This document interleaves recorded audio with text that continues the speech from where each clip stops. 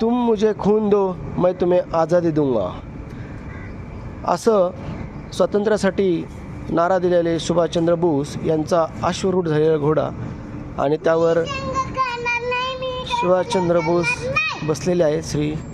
तर तुम्ही पाहू शकता हे किती म्हणजे उत्साही आणि प्रेरणादायी असं स्टॅच्यू आहे आणि खूप सुंदररित्या हा बनवलेला आहे.